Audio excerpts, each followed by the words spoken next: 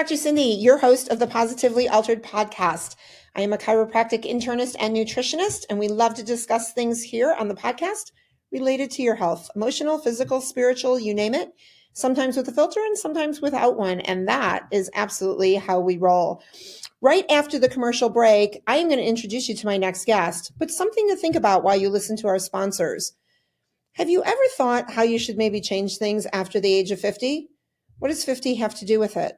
How do you get back on the bike when you fall off? And what possibly could a dog have to do with your fitness level? So go grab something to drink in a comfy spot on the couch. Take a quick listen to our sponsors. We're going to be right back with today's guest.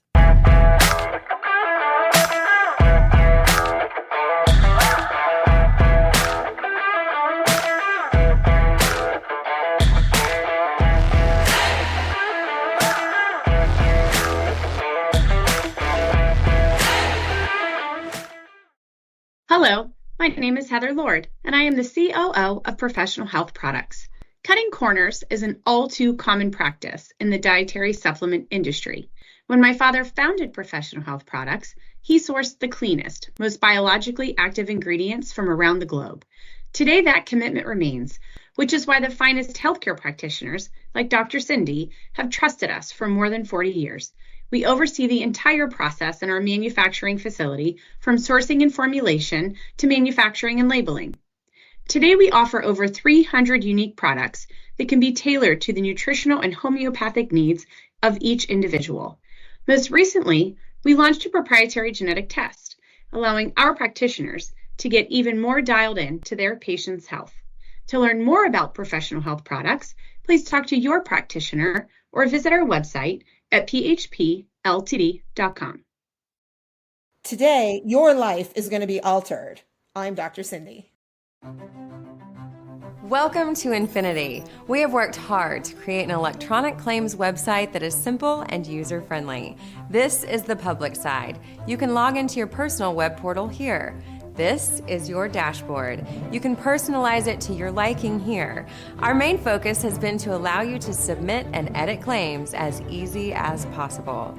You will find our claims editor and claims processing is simple to use and straightforward. Our quick action bar is where you can find your most important information. Most of these icons will take you directly to the claims the number represents. You can easily view if you have any messages in your inbox of any unread alerts by looking for these blue numbers. To view the rest of our training videos to get the most of your Infinity experience, click this icon. We hope you find this web portal simple and easy to use. Thanks for letting us serve you.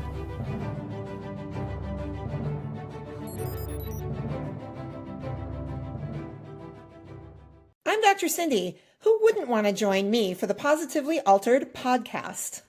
Thanks for sticking around and joining us today. I am super excited, as I always am, to introduce you to my next guest. She's going to talk about some great things that we can utilize in the fitness world, a children's book, I believe, about fitness, and maybe a couple other surprises.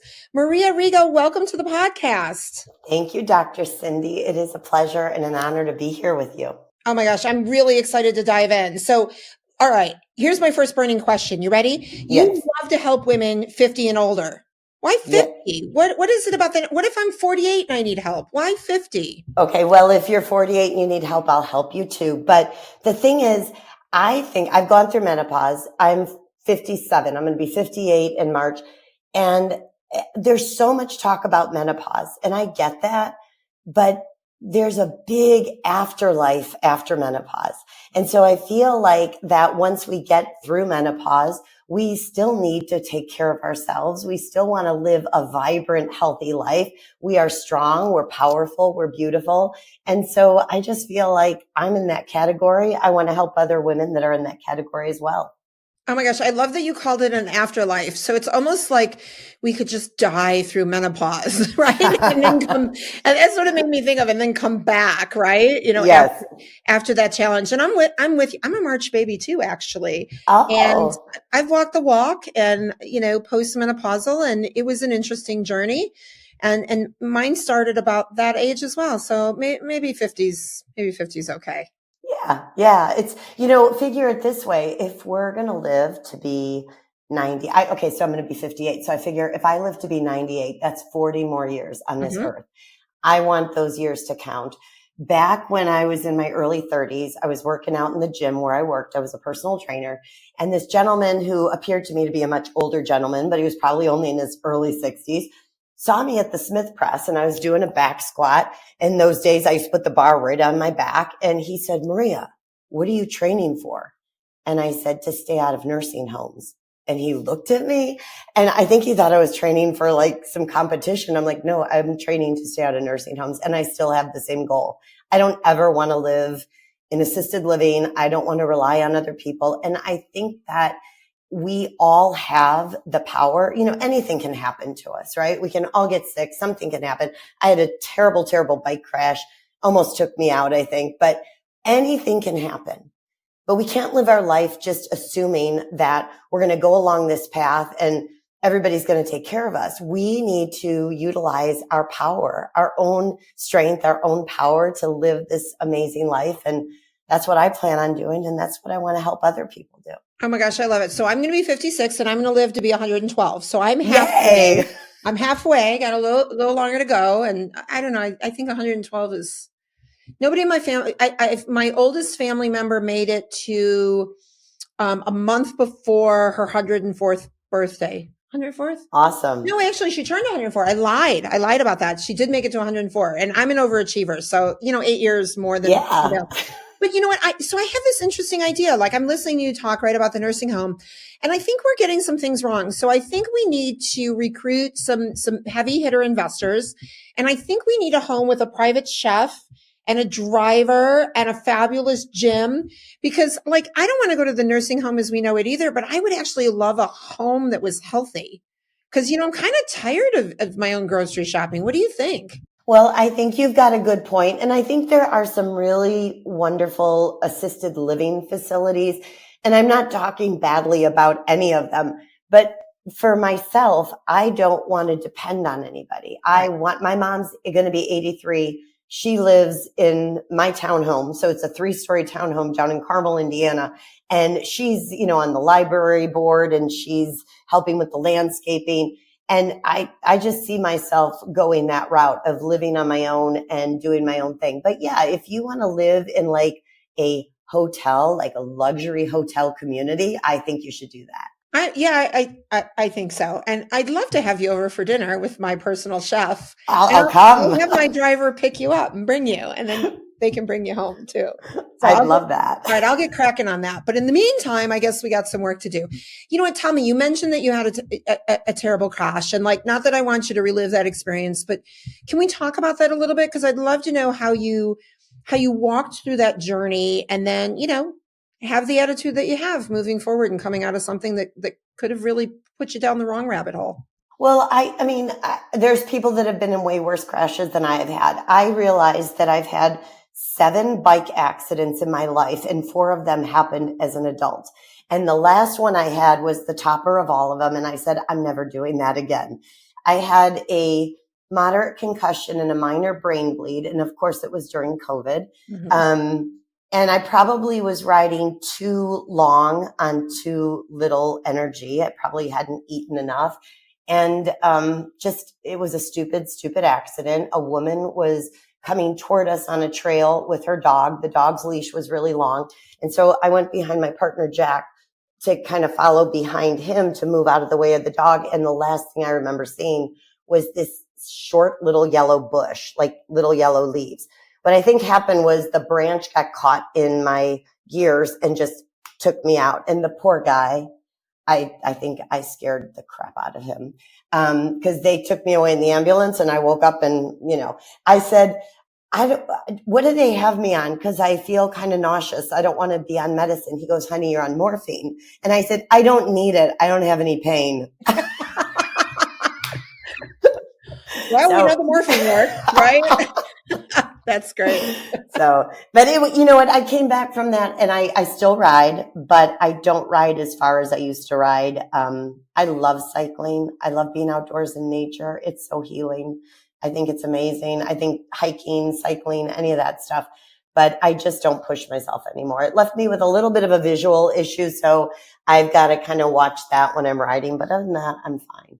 So you know what? There's a great message in there that I love to talk about, and that is, not to give up what you love, right? You got, so to speak, got right back on and wrote Yes. again. Yeah. But at the same time, sometimes we have to shift, right? And we have to make some small changes so that we can still do the things we love, but not in a state where it's dangerous for us. So I love that you were able to find a way to do that and that you still keep going. It's really important. Thank you. Yeah. And I kind of look at that metaphor too with our age, right? Like we don't want to stop exercising. We don't want to stop doing all the things we do.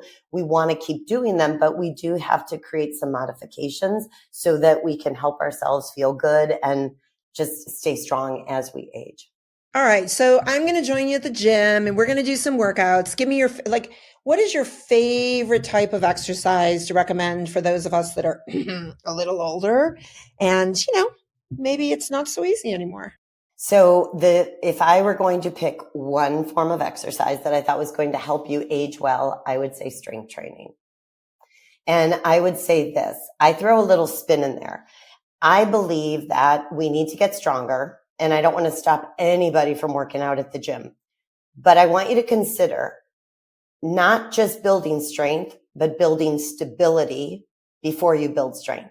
What I tell my clients all the time is that think about if you were going to build $1 million house, or nowadays a $2 million house, right. You wouldn't build it on a straw foundation. You'd want to build it on a really good, strong, not a straw foundation, STRAW, but a strong foundation. And it's the same thing with our body, because if we just keep building and building in these compensating patterns and we're unstable, because I see a lot of women with hip instability and core instability, and shoulder girdle instability, we get stronger in these compensating patterns. And then we're lifting, and then all of a sudden, boom, ooh, I feel like I tore my rotator cuff, or, oh my gosh, my hip hurts, my knee hurts, my back hurts, my neck hurts. So what I try to do, I'm really picky. I use a method called the MELT method, and we have a part of that method that is all about neurostability. So it deals with creating new neuromuscular pathways. So I teach people things that they can do for themselves. And I just do a short little warm up of that instead of walking on the treadmill or getting on the elliptical. And then I go and I do heavy weights. And I believe that we need at least enough weight, and we got to build up to this, where we fatigue in about 5 to 6 repetitions. Okay. And then because we're doing less repetitions and more weight, we do more sets. So what I do for myself and what I progress my clients to is we start out with, 10 to 15 reps of 3 sets. Then we move to 4 sets of 8 reps, and then 5 sets of 5 reps. So when you say 5 sets, is it the 5th set, or you're doing an additional 5 sets after you've done 4 sets and 3 sets? I'm doing an additional 5th set. Okay, that makes sense. I was exhausted there for a minute, Maria. I'm like, you know what? It doesn't signing up for your program. It does not take that long. No. I can do this in 20 minutes. Okay. I do heavy weights, and because you're going to like this, Dr. Cindy, because you're lifting so heavy, you're not lifting 3-4 days a week. You're lifting 2 days a week, because as we age, it takes us a little bit longer for the recovery. And remember, we're building muscle during the recovery, right? Not while we're breaking down the muscle fibers. So I lift really heavy on Monday. I lift really heavy on Friday. I do my cardio workouts, which I do specific cardio workouts as well. And then I throw in a Pilates workout here and there, or a little bit of functional work, some air squats, blah, blah, blah, but only go into the gym doing heavy weights twice a week for 20 to 30 minutes. Not hard to do at all. Oh my gosh, I love the heavy weights. And it's funny, I have a gym in my basement, but I like to go to the gym more than work out because I always lift heavier when I'm in front of other people. Yes. Well, do it for yourself, but not for the other people. I do, but there's something about when somebody's watching you just picking up that weight that's got a few more pounds on it that you can do, right? Yeah, makes you feel good. It does. It's very motivating, actually. And I'm an ex-power lifter, so I'm a meathead anyway. I love the heavy weights. Yeah. For sure. You've got that good muscle memory. You are safe to do that. Yeah. Yeah. So how did you get into the training? Was there a life-changing or aha moment when you were younger that got you excited about this? So I think I was always drawn to, I was never a sporty girl. I was never on a team. I went to an all-girls Catholic high school, so I wasn't involved in sports at all. But I really was drawn to exercise. In fact, when I was like 15 years old, I asked my mom, can I join this Nautilus gym? And I went there for a while. But what really got me and started as a personal trainer is I was diagnosed with Hashimoto's after my second son was born. So I was 26 years old. And I had been going to, fitness classes and exercise classes, and I had no energy. And I just had aches and pains all over my body. And exercise is an area that really gave me some control. It made me feel good about myself. It made me feel stronger and took away some of that lethargy, just kind of gave you that little endorphin rush. And I wanted to help other people feel that. And so I just went down that road and I became a personal trainer. And I learned when I became certified that I was fit to help healthy individuals. And once I learned that none of my clients were healthy, everybody had something wrong with them. We all do. I decided I got to go down a different path. I got to figure out how I'm going to help more people. And besides just being a trainer, not that there's anything wrong with being a trainer. And that's what led me to ultimately becoming a health coach. Okay. Yeah. It's pretty fun, and like you said, we all do. And it's interesting. It makes me sad to think so many of us are fighting some sort of health battle, right? And much more severe, but our environment is one of ill health. And you're really right. I do think not everybody, but a good majority of us really are struggling with something that could be better. How many people do you run into that kind of use excuses, right? Of like, well, I'm over 50, so it's okay that I have aches and pains, and it's okay that I'm tired, and it's okay that I can't sleep. Almost where, I have this mantra that it's common, not normal, right? Mm-hmm. But Yeah, it becomes yeah. so common that we accept it. And I never like anybody to use age as an excuse in my office, because again, I think we can live to be 90 or 100 and feel amazing. Mm-hmm. But do you run into that a lot where people just use that as I'm older, so it's okay? Yeah, I think that not just older, but there's people that have different issues and they're maybe either afraid, they don't have the motivation. And I don't even want to say this, but some people do live in like a victim mentality. Mm-hmm. And that's where becoming a health coach really changed me too, because I knew that people could come in and see me and I could get them through a workout, even the people that hated exercise, right? And they'd come in and they were going to come in on a Monday and we'd work out and they'd feel great when they left. And then I'd give them a little bit of homework, but I wouldn't talk to them. And they'd come in the next Monday. We're starting in the exact same spot because they just didn't have the confidence in themselves, the motivation, like you said, like this feeling of I'm old. I don't know if I'm going to do it the right way. I don't want to hurt myself. I've got all these aches and pains. I'm nauseous. I got a headache. I don't know, all kinds of stuff. And I thought there's got to be a better way to help people. And I think that's through mindset. And I really think that helping people feel powerful and just celebrating little wins, like if you feel like I can't go to the gym, I'm too this, I'm too that, I'm not enough of this, I'm not enough of that, I don't have the self-confidence to walk into a gym, go for a walk around the block. Put on some music and dance in your living room, like do something to move your body. And as you start to feel more accomplished in that, you gain some self-confidence and you might strike out and say, maybe I'll try a gym at my try a class at my rec center, or go to the YMCA or go to my church and join a class, something to get moving. But yeah, there's definitely people that have that. I'm to this, I'm to that. And that's what we're trying to change, right? Is to get people to take control. Always. Do you have any magic tricks? Because I think it's really hard, right? So you talk about people who have a victim mentality. Any magic tricks up your sleeve to help people, to help pull them out of that? I think asking a lot of questions.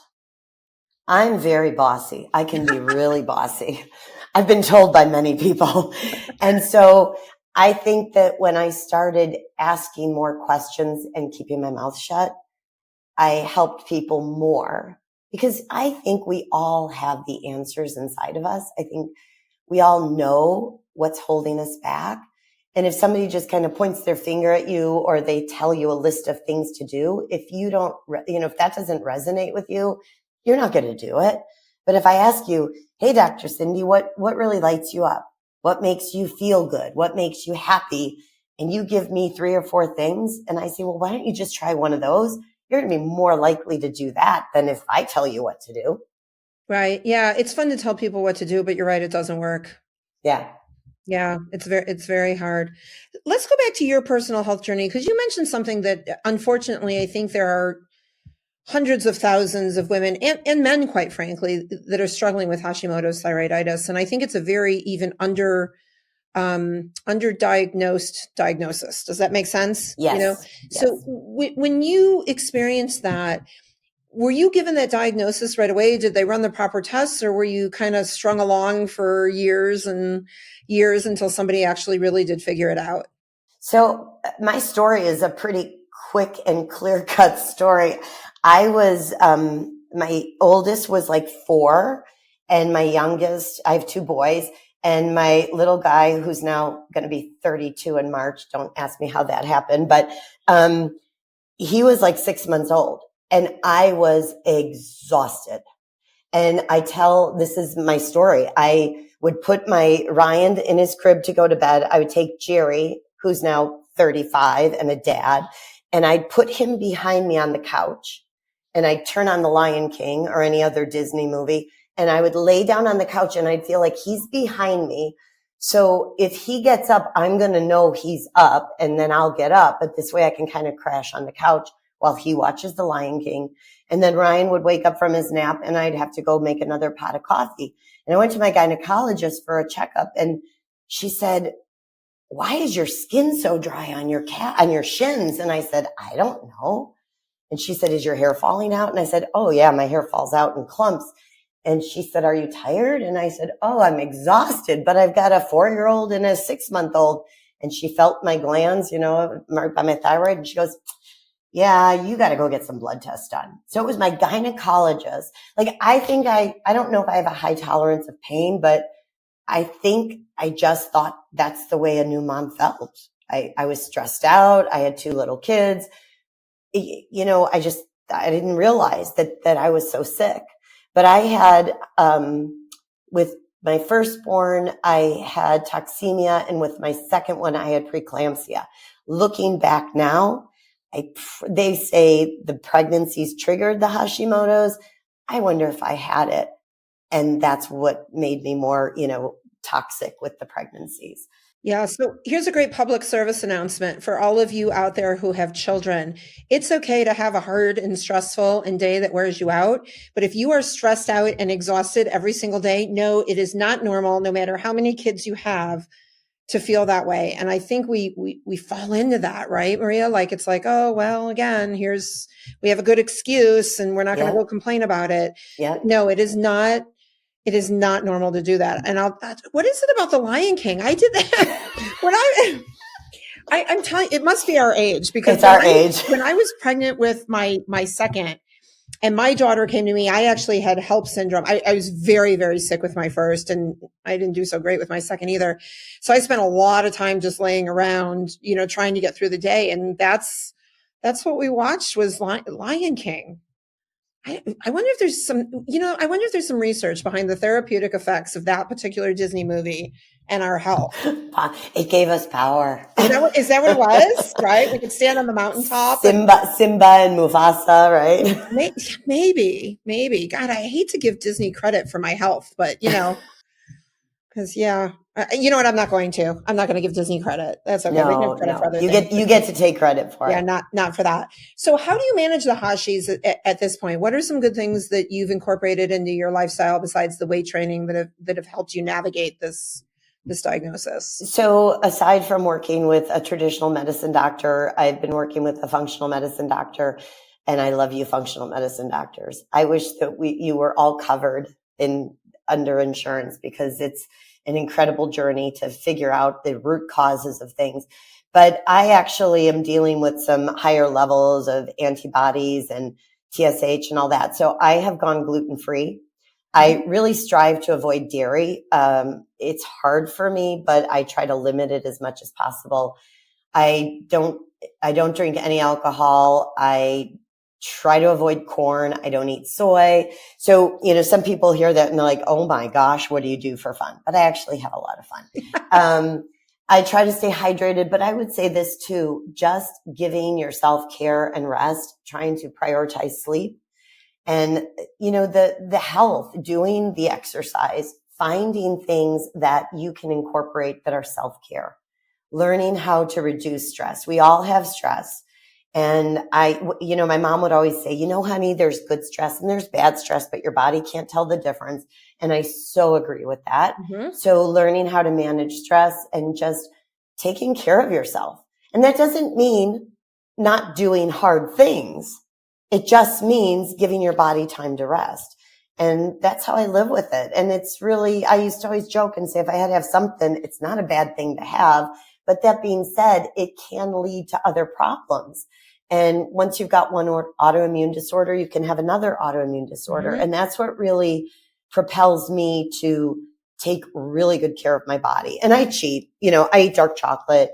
I will once in a while, eat something I shouldn't eat. But for the main part, I really like the way I feel when I show myself the care that it needs. Yeah, I love it. And thank you for promoting the medicine. I'll tell you, and I know a lot of people, this is a sore spot, right? Is that it's not covered under insurance.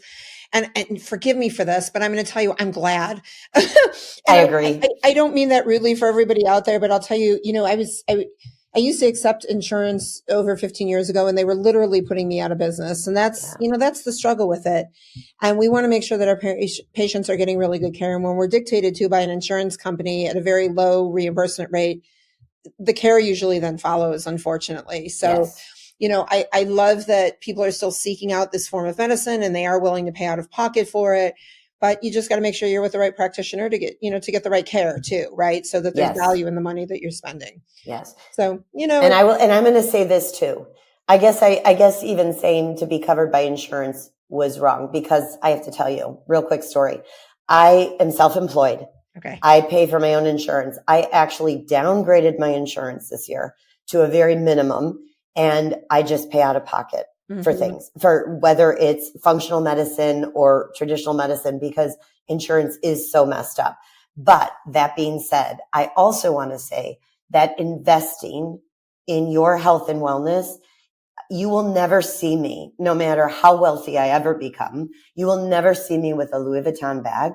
You'll never see me with any fancy jewelry. Not that there's anything wrong with that, but to me, I'd rather have an infrared sauna in my house, and I'd rather get a massage weekly and be able to see the doctors I want to see. Because that, to me, if your body feels good and if you're healthy, you almost don't need anything else. Girl, don't give up the Louis Vuitton bag. Have both. Just have both. I don't want you to give up the health, but have both. All right. There's nothing wrong with that, because you need the Louis Vuitton bag to carry the cash to pay for your health care. Okay. So don't give up on that. And it doesn't have to be Louis Vuitton, right? Shameless plug for the Louis, but it's interesting because, and I think too, right, like with what you do, I mean, there's no insurance coverage to cover personal training, right, or health coaching, but it is about finding that right value. And if the person who's looking for the right practitioner, right, whether it's you, me, or anybody else, if they're getting value for the dollar amount that they're spending, it's the reason some people still go to Starbucks and buy a tea there versus making it at home, right? Right. And I'll tell you, like, as much as you say no Louis Vuitton, I say no to Starbucks, because I'm not spending $8 on a tall cup of tea. Yeah. I don't even know what the tall one is called. Like, can we just call it large and medium?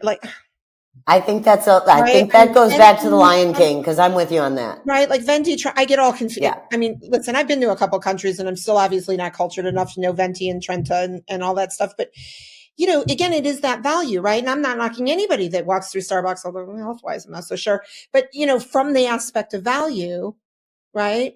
I don't want to spend my money there when I know I can make my own cup of tea at home that costs me pennies on the dollar. So, I hear you. I think when we're really good at what we do and we can provide a service and there's an outcome, people will write the check, right? Yes, I agree. They will write the check. So you've got another little adventure, which I have to tell you, I'm just a smidge envious of. because it's on my journey list too. But I read that in your book and I was like, oh my gosh. You know what I'm going to say? I know what you're going to say. Yeah. So a children's book. Mm-hmm. Yes. How cool is that? Thank you. I am so excited. I wrote this book. I started this book way, way back. I mean, it was prior to 2015. I wrote the first story in this book. And I had a dog. I had a little Yorkie. Her name was Bella. She's no longer with us. And she is, I used to call her Bella the fitness dog because I would get down on the floor and I would be melting. And if I would go face down to melt the front of my legs, she would jump off the couch and do a down dog and do an up dog and want to play with me. And I'd be like, oh, Bella, you just want to melt. You just want to stretch. You just want to be healthy, So I wrote this story. And I think that because I work with so many people, especially now, 40s, 50s, 60s to 90s, that I see a lot of things that catch up with us because of things we didn't do or did do when we were younger. And in today's day and age, with screens being so prevalent, with fast food, prepared food being so prevalent, with moms and dads both having to work to support the family and kids being in daycare and after school programs or, being behind a TV while mom's at work, I feel it's so important to bring back just, I'm going to say old time values, like back from the 1970s, right? When we played outside at the park, my mom didn't know where I was. I didn't have a cell phone, right? And Bella, through being a dog, she helps her friends kind of get a little bit healthier. I love it. And I don't make her into a human too much. She's pretty much a dog. But these little children, she has these different friends and they each have their own story. And the little girl, Marcy, she loves crafts and she's at school. She's in the after school program, but she wants to win a race because the prize for winning a race is a basket of craft supplies. Well, Bella overhears her telling her mom this. And so Bella helps Marcy get faster so that Marcy can win the race. So that's kind of how the book goes. So it's a fun book.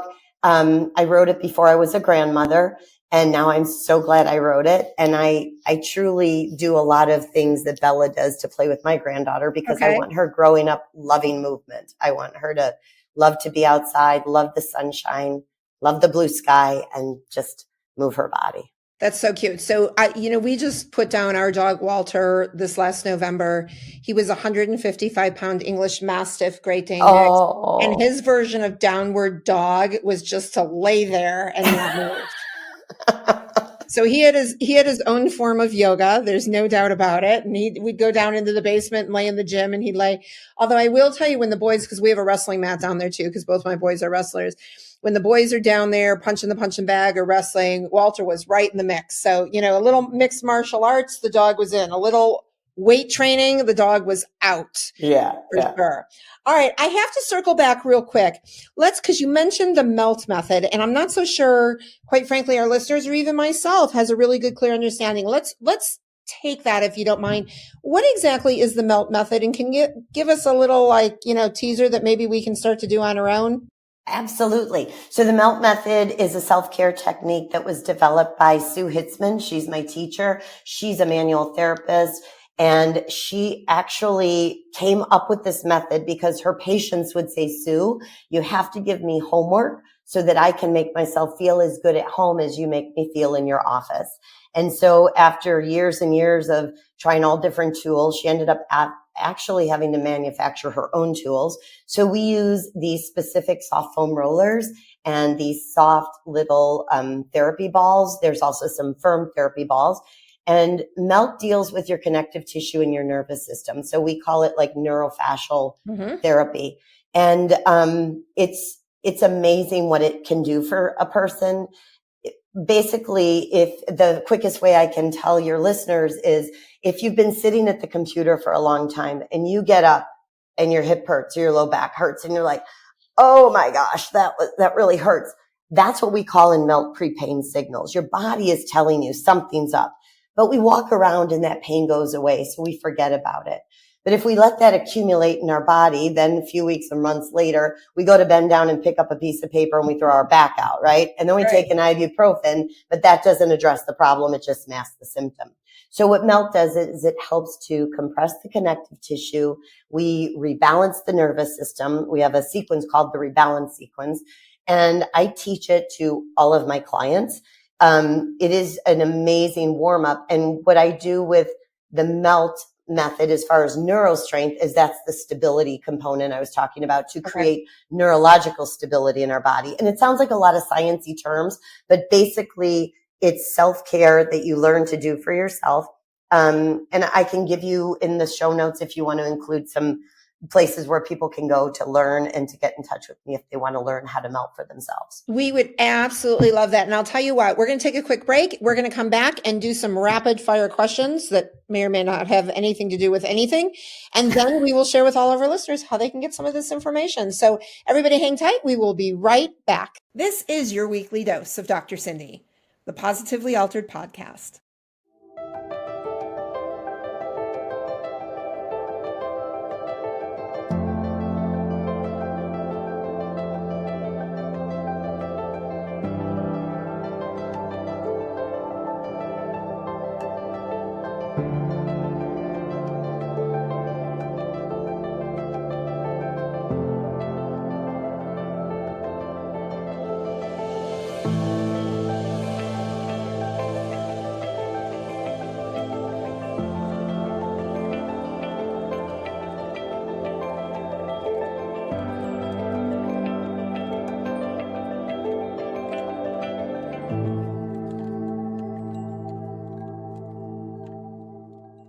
Stop. Hit that follow button now and spread the love with Positively Altered. Welcome back to the Positively Altered podcast with my guest, Maria Rigo. Maria, we're going to do some rapid fire questions. You ready? Okay, sure. All right, let's see how they go. If you were the ruler of the universe, who would you trust to drive your chariot? Oh my gosh. That's a hard one. You know what? I got to say my partner, Jack. Yeah? Yeah. He was a pilot. He is a chemist, and I really value his advice and his opinion on a lot of stuff. That's awesome. Now, here's a really important question, though. So as a pilot, is he also a good driver, though? Oh, he's an amazing driver. See, that's really interesting because like my daughter's a pilot. She's a horrible driver. And I've learned, no, true story. I've learned that a lot of pilots are actually not good drivers, which is why they belong in the sky. So he's obviously extremely gifted. So I might, if I ever was the ruler of the universe, I might borrow him. Is that okay? Okay. Yeah, of course. Okay. Excellent. Or we'll share the chariot or whatever we got to do. We'll give you a ride. Okay. Perfect. Well, here we go again. So in my senior living facility, there you go. You can just pick me up with the chariot. Now I just need the private chef. So if anybody out there would like to come live with me, I've got the ride down. So I'm halfway there. See, all you got to do is put it in the universe, Maria, and things come true. Yes. That's good. All right. If you could domesticate any animal on the planet, what would you pick to live in your house? Oh my gosh. Oh, I'm going to say a penguin. Oh, that's so cute. Yeah. I just think penguins are absolutely adorable. I mean, they'd have to be domesticated and not smell. But they're adorable. And I have kind of a little connection with a penguin is a sign from the other side. So okay. It means a lot to me. I love that. Awesome. For me, that's a flamingo.